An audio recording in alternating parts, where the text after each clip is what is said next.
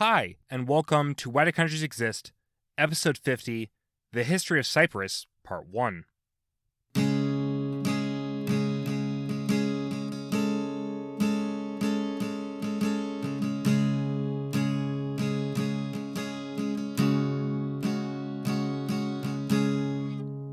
So today's drink of choice is Makarous Amphora. This is a wine made from rare Pormora grapes that have been making a revival recently.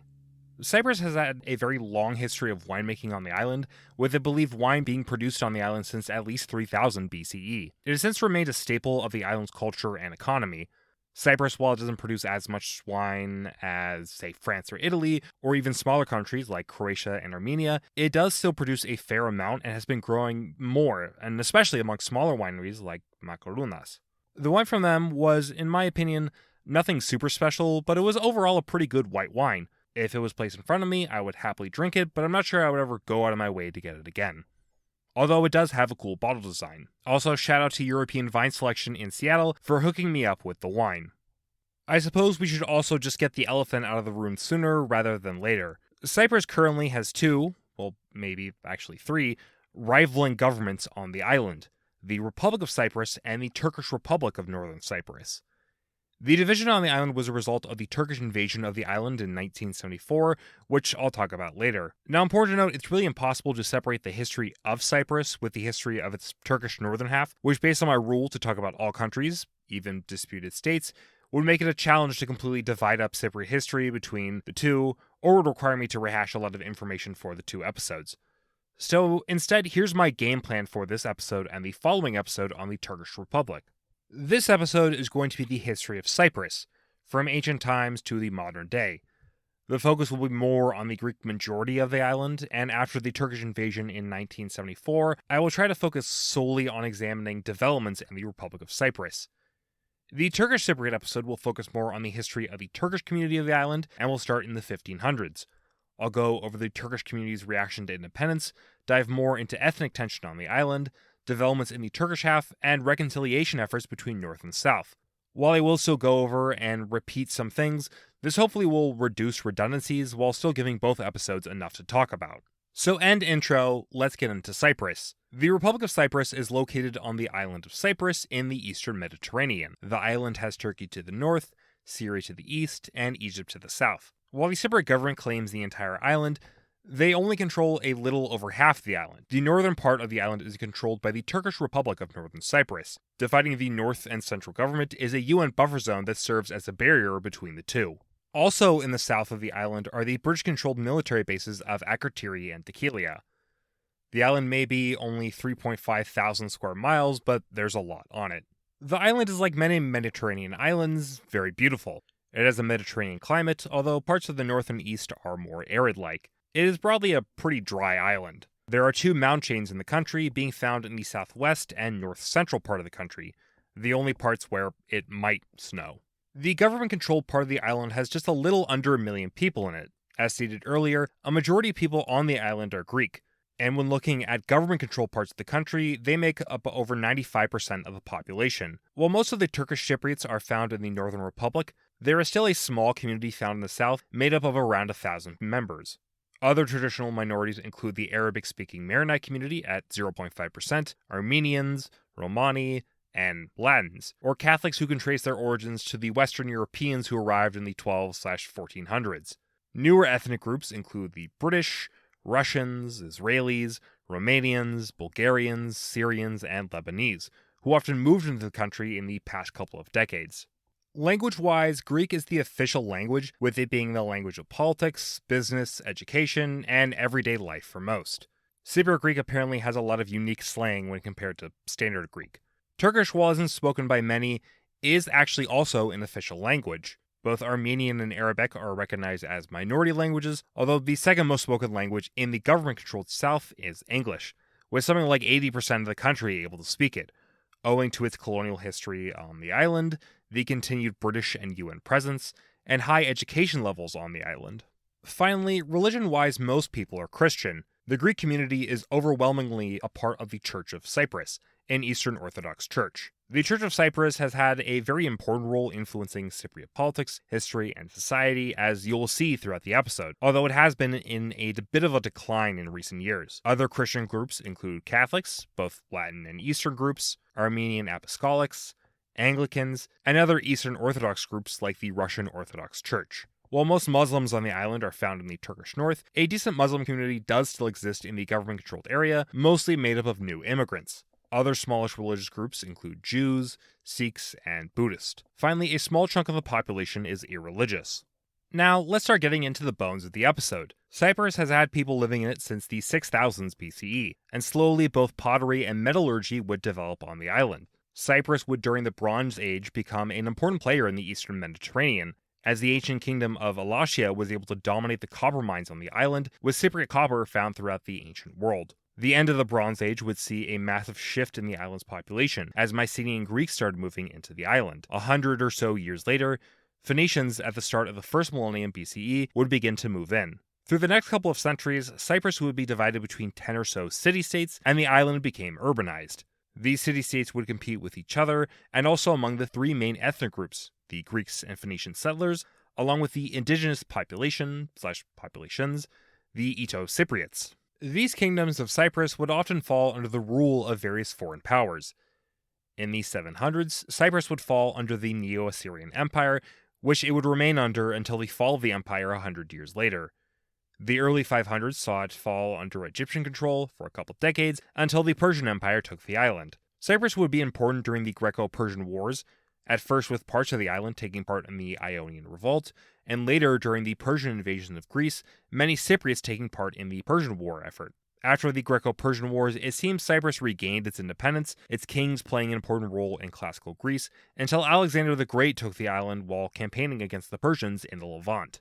Alexander's death would see the island given to the Ptolemies, a Greek dynasty that controlled Egypt for the next 300 years. This period would see the island greatly transformed. First, while the kings of Cyprus were able to largely remain autonomous while under various empires, the Ptolemies crushed and dissolved these kingdoms, wanting to prevent dissent on the island, which they would use as their chief naval base as an important source of timber. Secondly, Ptolemaic rule would see the Greek culture reign supreme. This would increase when the Romans took the island after the death of Antony and Cleopatra. Greek culture, architecture, and language over time became more and more solidified on the island. Roman rule would see the introduction of Christianity in the 40 CE, with most of the island converting to the new religion in the 300s. It also experienced, in 116, a massive revolt from the island's Jewish community and their subsequent expulsion from the island.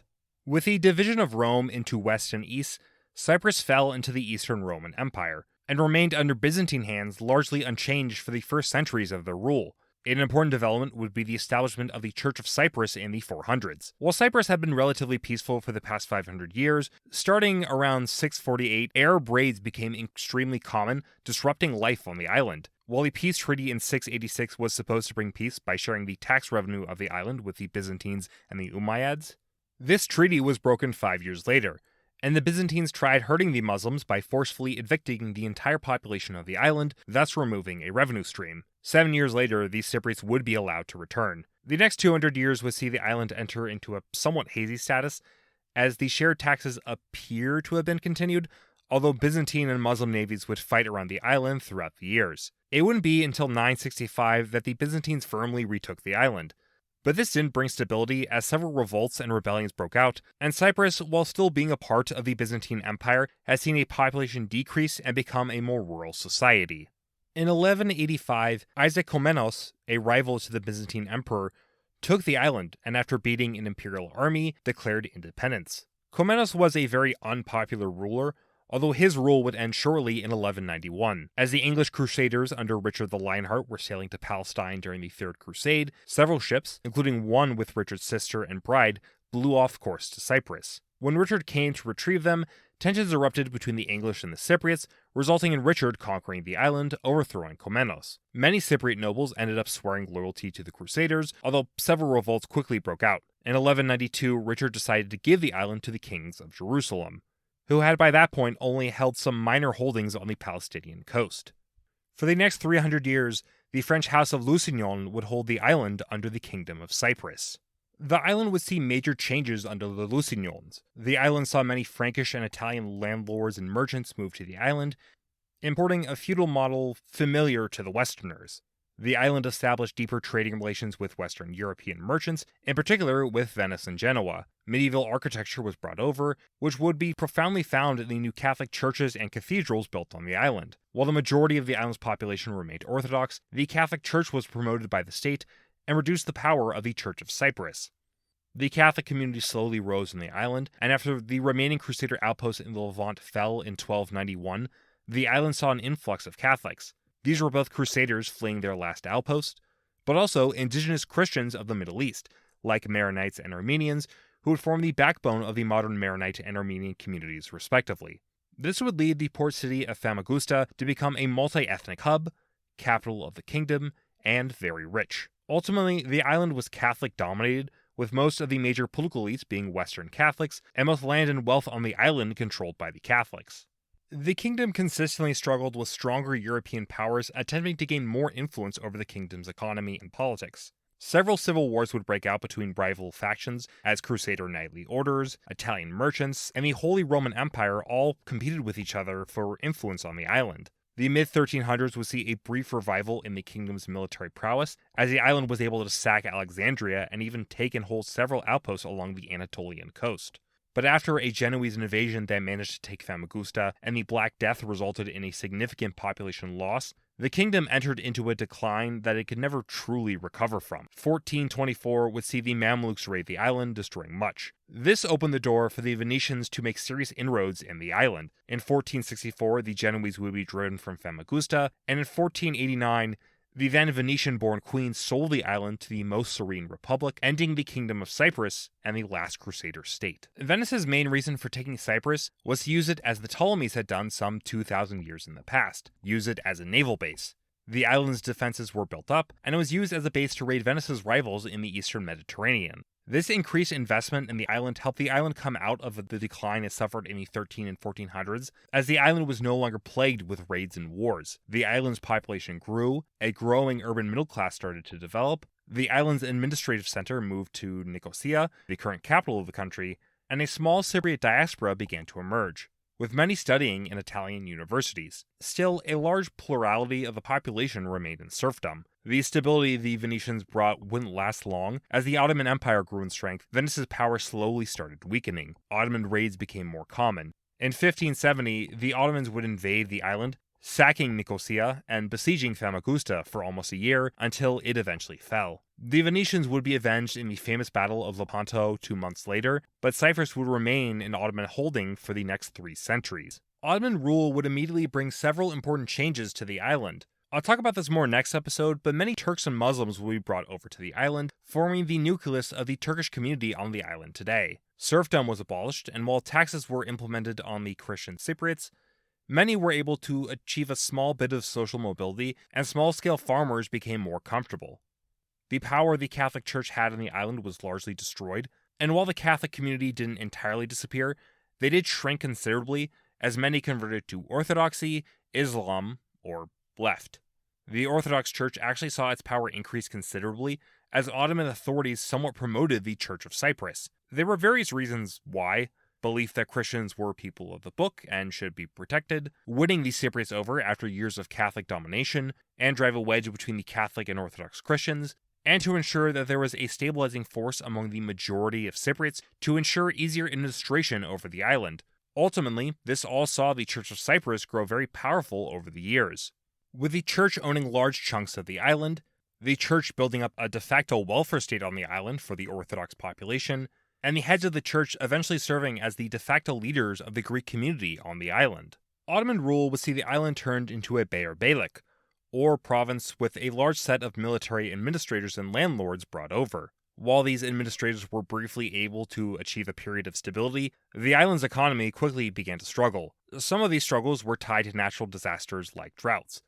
But maybe more importantly was the changing global trade routes that began to fundamentally change the world in the 15 and 1600s, as less trade moved directly east to west into Europe, and more trade either went across the Pacific and across the Atlantic into Europe or around the Cape of Good Hope in Africa. This saw Cyprus turn from an important trading stop to just an island in the Mediterranean, a sea that was full of pirates and naval battles between the Habsburgs and Ottomans. Trade didn't entirely disappear, and agricultural products continued to be sent out of Cyprus, but a marked economic decline slowly over the years became more and more prominent. This would see in the 16 and 1700s several small-scale tax revolts and elite infighting. Slowly, a new underground movement began to take shape among the Greek community of the island, Greek nationalism. Inspired by the Enlightenment and the French revolutionaries, Greek rebels in the 1820s began trying to throw off the Turkish yoke. The Greek War for Independence would primarily be centered in and around the Peloponnese, but would also stretch to all corners of the Greek world. Cyprus wouldn't see any fighting, but some Cypriot Greeks did link up with Greek revolutionaries in mainland Greece, and Cypriots would provide supplies to the Greeks over the years. This resulted in the massive crackdown by Ottoman authorities in 1821, where the Archbishop of the Church of Cyprus, along with several high-ranking church members and notable Greeks, were massacred and lynched. The Greek War for Independence would end with an independent Greece, but largely confined to just Central Greece, the Cyclades, and the Peloponnese, with Cyprus still under Ottoman rule. However, this didn't mean Greek nationalism died on the island. Over the next century, various Greek nationalists and Cypriots would claim Cyprus belonged to the wider Greek nation, owing to the large Greek population, its ties to ancient Greece, and now, the martyrs of 1821. Greek nationalism spread from a largely elite-driven movement to a movement popular with the urban population in the 1850s, and finally to the rural villages in the 1920s. The Ottomans for around a century had been in a decline. Slowly, more and more of their territory was being taken from them, either by stronger rivals like Russia, or by separatists like the Greeks. The Tanzimat reforms of the mid-1800s did help reduce corruption in Cyprus and make administration more efficient, started modernizing the island with more public works and institutions, and education promoted by the church was expanded during this time. However, the Ottoman Empire was still the sick man of Europe, and it became increasingly clear that periphery regions like Cyprus weren't going to last in the empire. In 1878, the Ottoman Empire lost a war to the Russians that saw large segments of the Ottoman Empire stripped away. The Ottomans then turned to the British, a rival of the Russians, for assistance, and in June of 1878, the Ottomans would agree to lease Cyprus to the British, with the British allowed to use the island as a military base and administer the island so long as the British paid the Ottomans and promised to defend the Ottomans in case of Russian attack. Skipping ahead, this agreement would be terminated in 1914 when the Ottomans sided with the Central Powers in World War I, and the British annexed the island, ironically, working with the Russians during the war. Let's take a second and ask, why did Britain want Cyprus? There are the obvious answers. In the age of imperialism, European powers wanted to expand as wide as possible for national glory and to prevent rivals from taking territory. This also was used to serve as an important reassurance to the Ottomans that the British would aid the Ottomans in case of war with the Russians. But why Cyprus? Even after the Tanzimat reforms, Cyprus was a relatively poor island with limited natural resources. The lease payment the British had to send this to the Ottomans even further highlighted the money sink Cyprus would be for the British. However, the important thing to highlight about Cyprus was its location in the eastern Mediterranean. In 1859, the Suez Canal would open up, connecting the Red Sea with the Mediterranean, which would greatly decrease shipping times and prove highly lucrative to the British who controlled Egypt at the time. Cyprus's location just north of the canal was in a very good spot to serve as a naval outpost, helping shore up British presence in the region. As the decades went by, Cyprus would also serve as a vital air base for the British as they both colonized the Middle East, and then, after World War II, as an important staging station for British policy in the area. Cyprus was not to be a colony that the British extracted resources from, but rather a military outpost to expand British military power. British policy in Cyprus in some ways continued the spirit of the Tanzimat reforms, promoting modernity. British administrators were brought to the island. Protestant churches like Anglicanism were brought over, although not forced on the population like the Catholics did in the Kingdom period. More public infrastructure was invested in, education was secularized in the late 1920s, and a legislative council was set up, which allowed some democracy. 9 seats were elected from the Greek community, 3 from the Turkish community, and 6 appointed by the British. Later, the Greeks would get 12 seats, while the British would be allowed to appoint 9 members to the council. Despite attempts by the Cypriots to attain more self-autonomy, the British continued to hold an important position in the Legislative Council and continued to divide the island between the Greek and Turkish Cypriots. It can be largely seen as a continuation of Ottoman policy of amplifying communal identities in order to maintain control. As Paskalis Kitromidides notes in his essay From Coexistence to Confrontation, the dynamics of ethnic conflict in Cyprus, while the British on one hand promised enlightened liberalism to the backwards people it ruled over, it often kept traditional social divisions and amplified them. Slowly, the Legislative Council devolved into the Greek representatives serving as opposition against the Turkish representatives and the British administrators. Greek nationalism continued to hold a stranglehold on the island's Greek population. Calls for enosis, or literally union, with Greece became quite common. This in many ways seemed inevitable, as Greece gained more and more land over the 19th and 20th century. The church became a firm supporter of enosis, with most of the clergy on the island supporting it. Actually, in 1950, the church would hold a referendum, with 95% of the Greek Cypriots voting in church for enosis. Greek Cypriots going to college in Greece itself, and many educators holding nationalist sympathies, also further intensified the desire for enosis. In 1931, upset with colonial policies regarding taxes and education, thousands of Greek Cypriots rioted, burning down the governor's house and calling for an end to British rule. The riots were eventually put down, with several killed, hundreds arrested, and a new governor put in place who would crack down on political activity on the island. This, however, failed to stop the rise of the enosis movement, and in the 40s, many of the restrictions on political parties loosened. We should take a second and look at some other competing political movements present going into the 50s. First, we have the Communists, or AKEL. They were founded in 1926 and while initially opposed to enosis and relatively weak, after the 1931 riots, they began supporting enosis, and as economic conditions worsened in the Great Depression and unions grew on the island, they started to see some growth and actually dominated politics in the late 40s. They were popular in urban cities and among unions, but the aftermath of the Greek Civil War, along with hostility from both sectarian forces and the British, resulted in them always behind the nationalists. I'll talk about them more in the next episode, but Turkic nationalists also started to emerge in the late 40s, opposing enosis, and as time went by, back separatism. Finally, there was a rump faction of pro-enosis politicians who believed that while enosis was desirable, a more realistic solution would be further self-governance and maybe independence. The enosis movement was given a powerful political figure when Makarios III was elected Archbishop of the Church of Cyprus in 1950. Makarios, as will become pretty clear, would be a very important player in Cypriot history, influencing politics for the next 3-ish decades. He was a backer of enosis, and while friendly with the Greek government, also was somewhat pragmatic, looking towards the Eastern Bloc for potential allies, since he wanted to bring up the issue of self-determination for Cyprus in the UN. He quickly became a popular symbol of the church and Cypriot resistance to British rule, and was forced out of the country by the British in 1956. He would at first be under de facto arrest in the Seychelles, before living in Athens, and continuing to advocate for self-determination for the Cypriots. While Makarios believed diplomatic pressure was the key to independence, he did in the mid-50s begin to argue that some sort of military campaign was needed, although this was, in the view of Makarios, supposed to be a largely sabotage campaign with minimum casualties. But Makarios wouldn't end up leading the military campaign.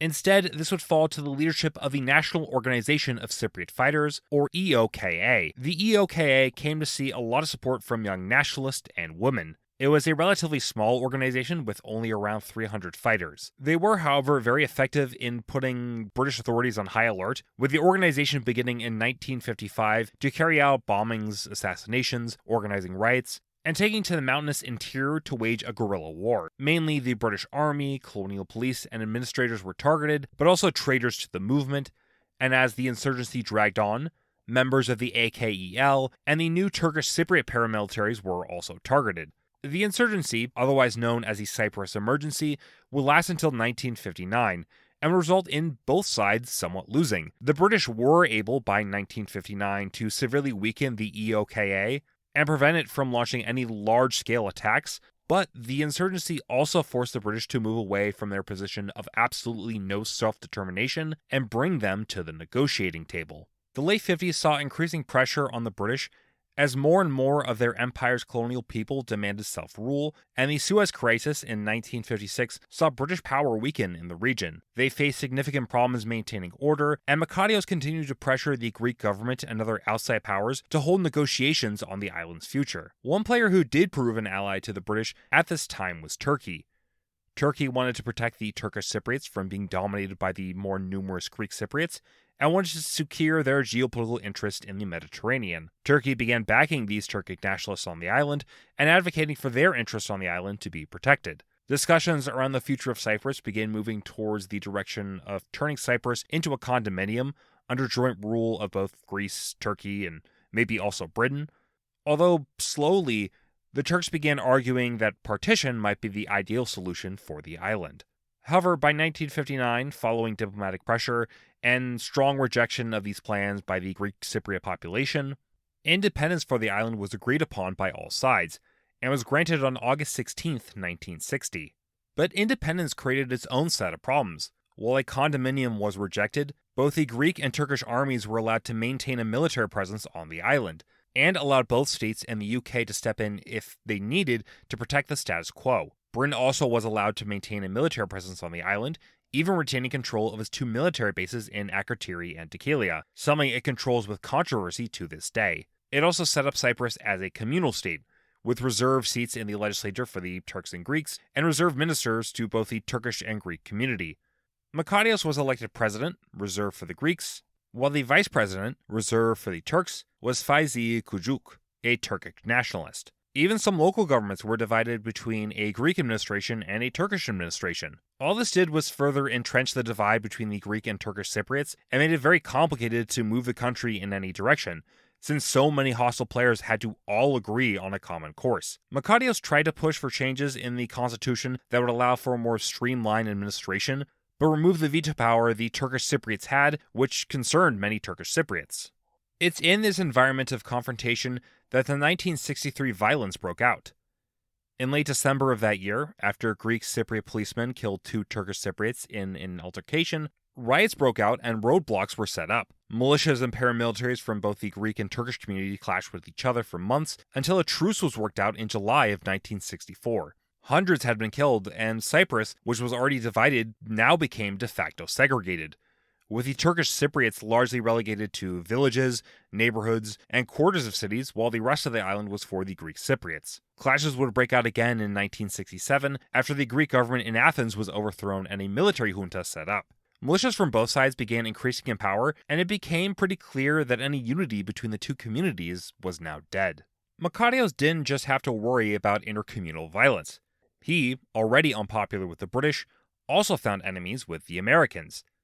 As the UK, Greece, and Turkey, all NATO members, continued to interfere in Cypriot affairs, he turned to the Soviets and Arab states as potential allies who might be able to defend Cyprus's independence. He started to slowly move away from Enosis, viewing it as a tool by NATO to control the island. This quickly led to the Americans and the Greek military junta to view him as an enemy and communist sympathizer. You know, the clergy, a very famously pro-communist group, and began calling him the Castro of the Mediterranean.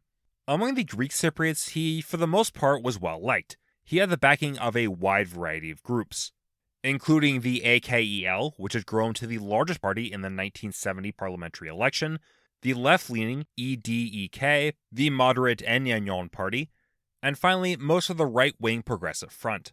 Only the DEK, a nationalist party, would oppose Makarios, but they failed in the 1970 election to win a single seat.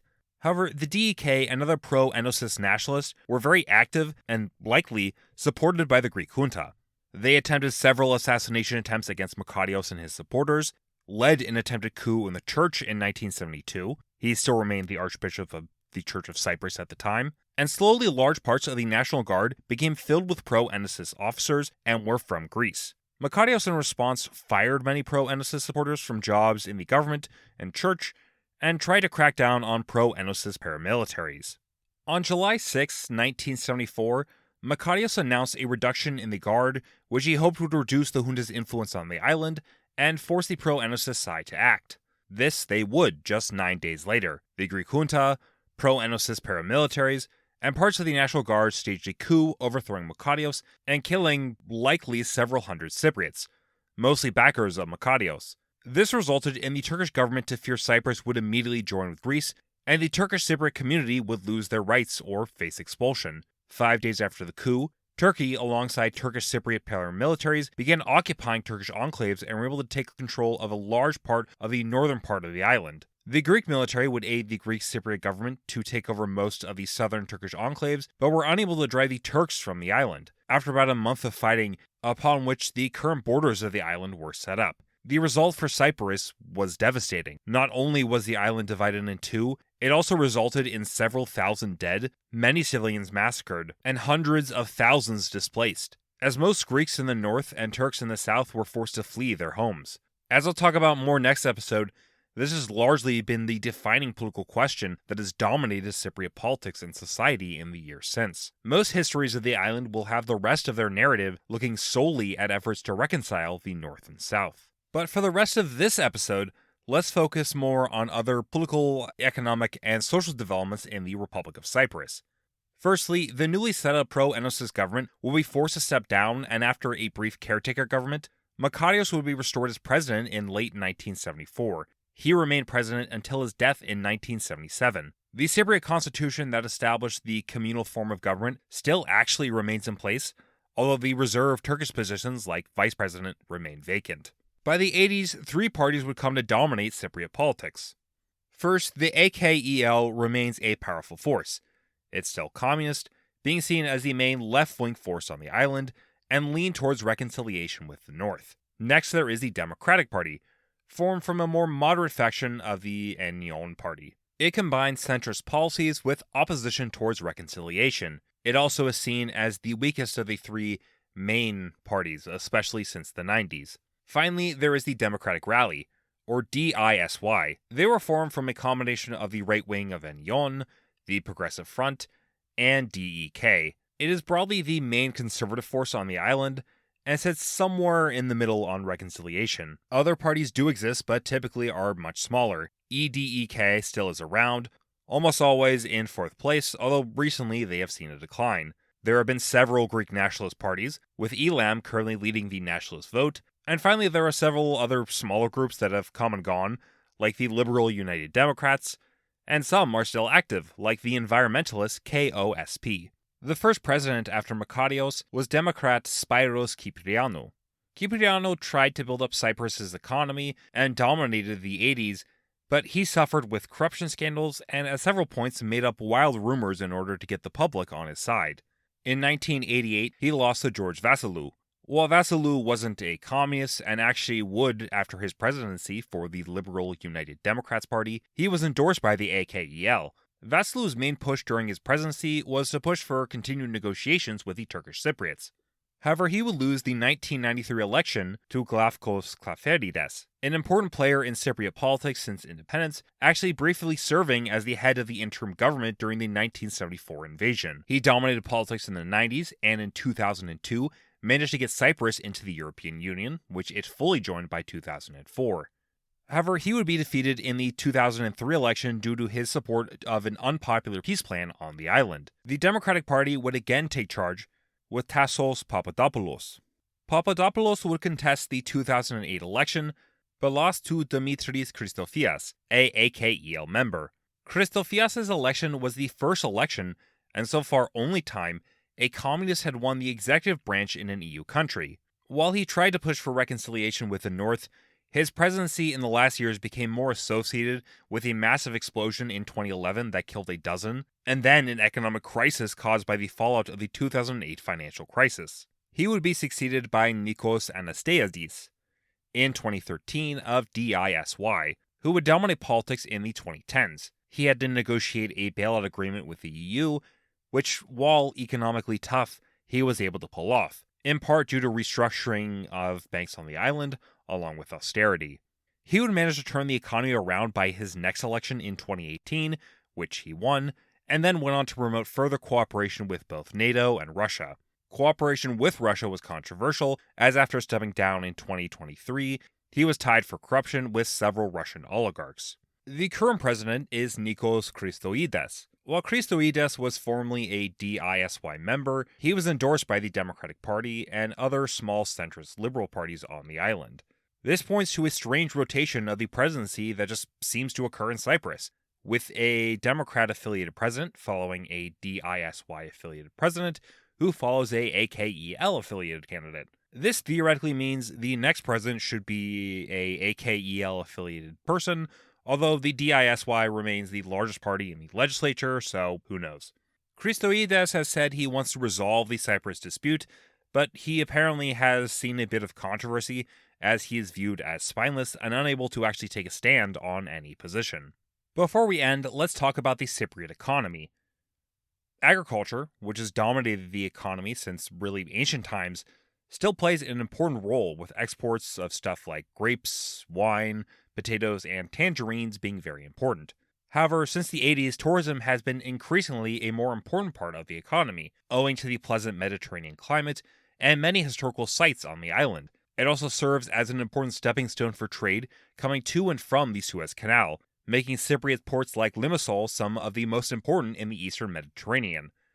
More controversially, Cyprus has also been a tax haven, with many wealthy businessmen, particularly Russian businessmen, moving to the island, or at least investing in banks to hide money. Overall, Cyprus's economy has grown, and it is a fairly developed economy, which has seen the island get an increase in population over the years. It also notably does have a high level of education. So why does Cyprus exist? Cyprus has a rich history. Starting in the Bronze Age, it has always had an important strategic position in the Mediterranean. This, unfortunately, made the island a target as various foreign powers raided and occupied the island, from the Neo-Assyrians to the British. The British policy of using the two main ethnic groups of the island, the Greeks and Turks, against each other, prevented enosis or a union with Greece, resulting in the independent island of Cyprus we have today. Why it is divided? Well, you have to watch my next episode for that. So next episode is, as I've said, the Turkish Republic of Northern Cyprus. Prepare for, well, a lot of what you have already heard, but with a heavier focus on the Turkish community and efforts to solve the Cypriot dispute. So, thanks for watching, thanks for listening. I want to give a special thank you to my patrons. One of them should be Thin Tobias. Thank you, Thin Tobias, for your support on Patreon. Up next, I will do obviously the Turkish Republic of Northern Cyprus. My game plan is to record this episode, edit it down, and then immediately record the Turkish Republic episode, and then release this episode. So theoretically, once this episode has been released, I will have already have recorded the next episode. So it should come out pretty quickly. My guess is within a week. But then after that, I will do Lithuanian political parties. I think I'm going to get some help for that one. So get excited, get hyped. And then I will do Singaporean political parties. So yeah, thanks for watching. Thanks for listening. If you want, you can email me at whydocountries.exist@gmail.com for your thoughts, comments, suggestions, or hate mail. Take care. I hope you have a wonderful rest of your day. The sources I use for this episode, and also I will use all these sources for the next episode, so I'm just going to say the sources for this episode. The Channel 4 documentary, Cyprus, Bryn's Grim Legacy, Cyprus's Males Articles series, The Players, Geography's Now video on Cyprus, Pascalis M. Kitromides' book, Insular Dynasties, William Mallison's book, A Modern History of Cyprus, Altay Mezat and Mete Hatay's article, Politics, Society, and the Decline of Islam in Cyprus, Open University of Cyprus's Introduction to the History of Cyprus, and Wikipedia.